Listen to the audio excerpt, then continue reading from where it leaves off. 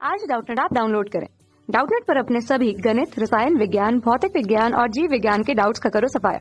बस प्रश्न की फोटो खींचो, एक ही प्रश्न को क्रॉप करो और तुरंत वीडियो सोल्यूशन पाओ। अभी डाउनलोड करें।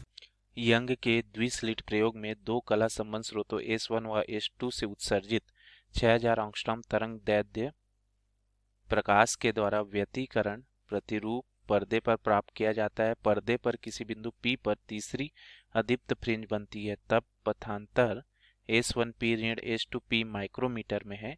ए ऑप्शन 0.75, बी 1.5, सी 3.0, डी 4.5। तो देखिए दोस्तों, ये जो है यंग के द्विस्लिट प्रयोग से संबंधित है। आइए देखते हैं, इसका चित्र पहले बना लेते हैं। देखिए दोस्तों, यहाँ पर आपको चित्र दिखाई दे रहा है। ये जो एस है ना, हमारा मुख्य प्रकाश स्रोत है दोस्तों, ठीक है। यहाँ से हमारी प्रकाश निकल रही है सभी दिशाओं में। अब इस प्रकाश को ना हम लोग दो स्लिट से गुजारते हैं, ठीक है, S1 और S2 से। स्लिट क्या होता है दोस्तों? एक ऐसा वस्तु होता है जिसमें ना एकदम बहुत सकरा स्थान होता है दोस्तों प्रकाश के जाने के लिए। तो प्रकाश इन्हीं एकदम सक्रिय स्थान से गुजरता है दोस्तों। तो हमको क्या होता है दोस्तों? कला संबंध तरंग प्राप्त होती है, और ये स्रोत जो है ना कला संबंध स्रोत बन जाते हैं, ठीक है। कला संबंध स्रोत हम लोग किसको बोलते हैं दोस्तों? देखिए, इसके लिए दो कंडीशन होना चाहिए। पहला तो ये है दोस्तों, जो मान लो अगर दो कला संबंध स्रोत ले रहे हैं तो उनसे जो तरंगे निकलेगी दोस्तों, तो दोनों तरंग का तरंग दैर्ध्य बराबर होना चाहिए।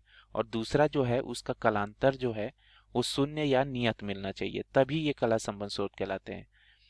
और कला संबंध स्रोत से ही व्यतिकरण की घटना संभव है दोस्तों। इसीलिए हम लोग जो है ना मुख्य प्रकाश से प्रकाश न लेके इसको देखिए दो स्लिट से गुजार देते हैं।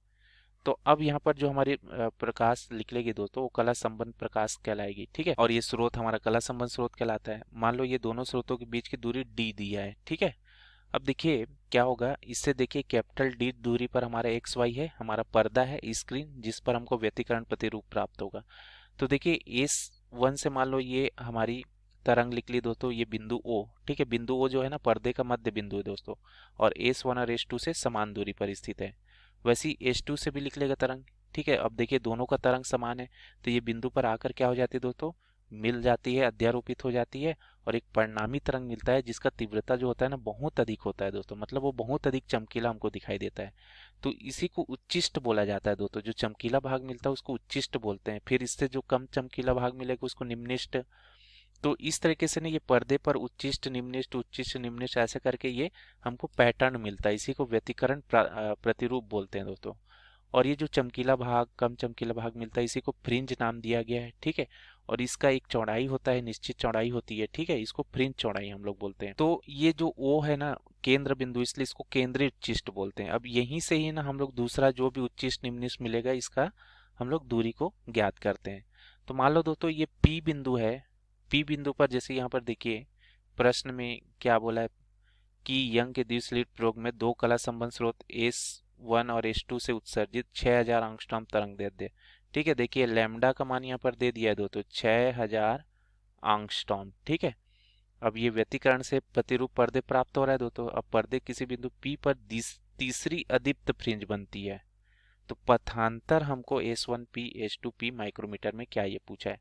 तो देखिए दोस्तों, ये P पर ना हमको अदीप्त फ्रिंज बनती है।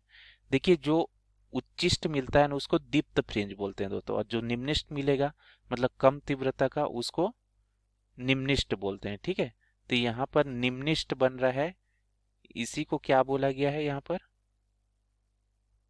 पर तीसरी अदीप्त फ्रिंज, ठीक है। इसी को बोला गया है अदीप्त फ्रिंज, तीसरी वाली। तो ये जैसे देखिए दोस्तों, अब ये मान लो हमको यहाँ पर पथांतर क्या होगा पूछा है। ये जो S1 और P तक ये तरंग जो पथ तय किया ना, इसकी लंबाई S1P हो जाएगी।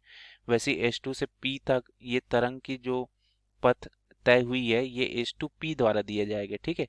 इसी का अंतर S1P माइनस S2P, ये हमको पूछा है। तो देखिए दोस्तों, हम जब भी अदीप्त फ्रिंज की जब बात करते हैं यंग के द्विस्लिट प्रयोग में, तो अदीप्त फ्रिंज के लिए जो पथांतर हमारा मिलता है वो क्या होता है दोस्तों? लेमडा बटा 2 का विषम गुणज होता है। तो यहां से जो S1P ऋण S2 जो P है ना, इसको हम क्या बोलते हैं? पथांतर यहाँ बोल रहे हैं, ठीक है। ये क्या मिलता है दोस्तों? विषम को देखिए, इसको एक हम लोग व्यापक रूप में लिखते हैं तो 2n-1, ये विषम संख्या को बता रहा है दोस्तों। एन यहाँ पर 0 से लेकर अनंत तक है दोस्तों, ठीक है। तो इसको हमने व्यापक रूप में लिखा है दोस्तों, ठीक है। और यहाँ पर लैम्डा बटा 2 ये होता है दोस्तों इसका सूत्र, ठीक है। एन बराबर यहाँ 0 से लेकर 1 टू अनंत तक हो सकता है।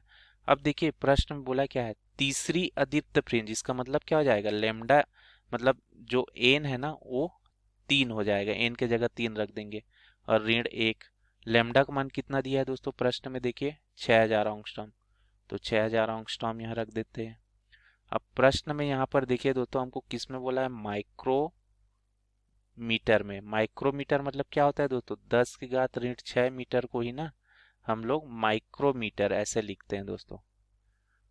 तो इसको क्या करते हैं, देखिए ये तो हमको 6000 एंगस्ट्रॉम दिया है, तो 6000 और 10 की घात यहाँ ऋण 4 कर देता हूँ और 10 की घात ऋण 6 कर देता हूँ, क्योंकि एक एंगस्ट्रॉम में 10 घात ऋण 10 मीटर होता है दोस्तों। ये दोनों को जोड़ूंगा तो 10 घात ऋण 10 मीटेगा होगा दोस्तों। तो इसको देखिए इस तरीके से मैंने लिख दिया। अब नीचे में हमारा 2 है, ठीक है।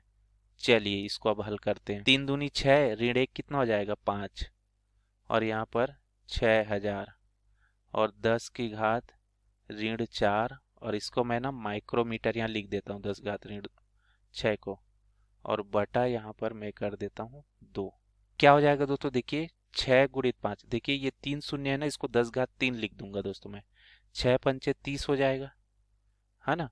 और ये 3 शून्य है, 10 की घात 3 कर दूंगा, एक ही मतलब हुआ दोस्तों।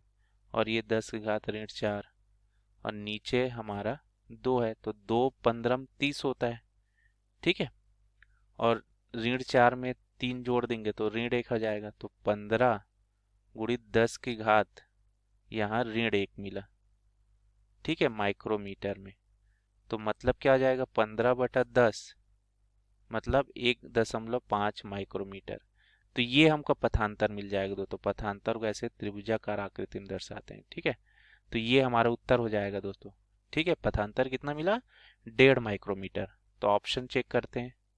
तो देखिए दोस्तों ऑप्शन को ध्यान से, सभी ऑप्शन को कौन सा आ जाएगा, B option is the right answer. Thank you. कक्षा 6वीं से 12वीं से लेकर नीट, IIT, JEE वो एडवांस के लेवल तक 1 करोड़ से ज्यादा छात्रों का भरोसा।